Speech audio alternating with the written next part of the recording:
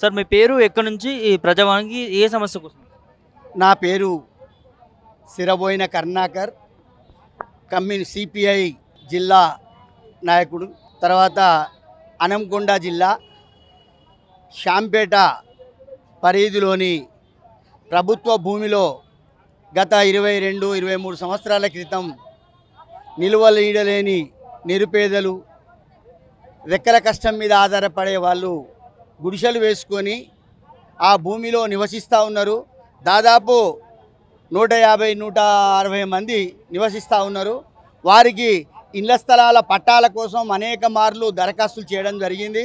మరి రేవంత్ రెడ్డి గారిని మేము పేదల పక్షాన మీరు పనిచేస్తామని చెప్తా ఉన్నారు కాబట్టి మేము ఆ 58 జీవోను అమలు చేసి ఆ దరఖాస్తులు మొత్తంగా కూడా సర్వే చేయబడ్డ ఆ సర్వే నెంబర్లో ప్రభుత్వ భూమిలో ఈ యొక్క పేదలకు ఇళ్ల స్థలాల పట్టాలు ఇచ్చి పక్కా ఇండ్లు శాంక్షన్ చేయాలని చెప్పి ఈరోజు మేము మరి ప్రజాభవన్కి వచ్చేసి ప్రజాభవన్లో కలెక్టర్ మేడం గారిని కలిసి మరి ఇళ్ల స్థలాల పట్టాల కోసం దరఖాస్తు చేసుకోవడం జరిగింది. మరి తక్షణమే స్పందించి ఆ యొక్క భూమిలో పేదలకు ఇళ్ల స్థలాల పట్టాలను ఇచ్చి వారిని అందరినీ కూడా అన్ని కుటుంబాలను ఆదుకోవాల్సిందిగా ఈ సందర్భంగా కోరుతా ఉన్నాం. ఇక్కడ ప్రధానంగా ఎంత స్థలం ఉంటుంది, ఎన్ని కుటుంబాలు ఉంటాయి? 3 ఎకరాల స్థలం ఉంటుంది. ఏ ఒక్క కుటుంబానికి 50-60 గజాలు మాత్రమే వస్తుంది, అంతకంటే ఏం పెద్దగా రాదు. 50-60 గజాల స్థలాన్ని పేద ప్రజలకు పంచడానికి మరి ఈ ప్రభుత్వాలు సంకోచిస్తూ ఉన్నాయి. కానీ అక్రమ మార్గంలో అనేక జీవోలు తీసుకొచ్చి మరి 58 పేదవాళ్లకు తీసుకొచ్చి 59 ఉన్నంత వర్గాలకు భూ కబ్జాదారులకు తీసుకొచ్చి 59 జీవోని అమలు చేసుకొని అనేక భూములను కబ్జా చేసిన చరిత్ర ఉంది. మరి పేదవాడికి 50 గజాలు 60 గజాల స్థలాన్ని ఇవ్వడానికి ఆలోచిస్తూ ఉన్నారు.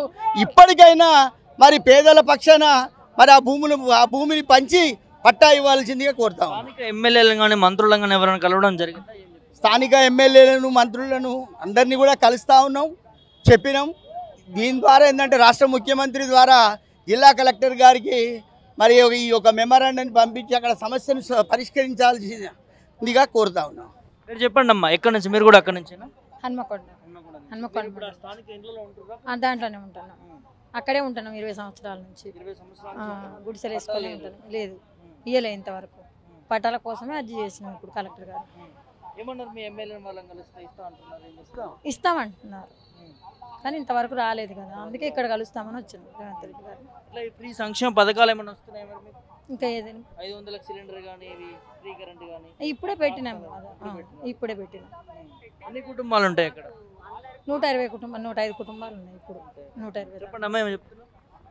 అందరికీ 500 శాంక్షన్ కాలేదు, కొంతమందికి అయిందని అంటారు.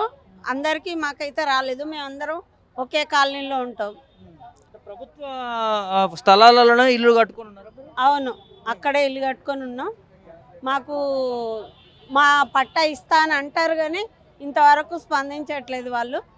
మేము దాని కొరకే ఇంత దూరం వచ్చినాం, అక్కడ నుండి పట్టా కోసమే వచ్చినాం.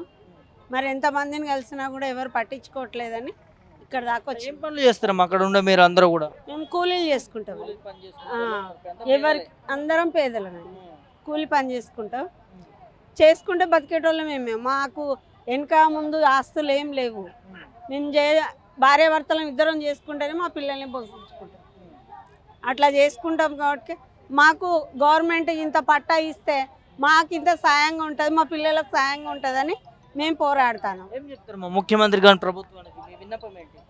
మా విన్నపం ఒక్కటే అండి, మాకు పట్టా కావాలి. మేము పేదలం కాబట్టి మాకు స్పందించి పట్టా ఇచ్చేటట్టు చూడమని కోరుతున్నాం, అంతే.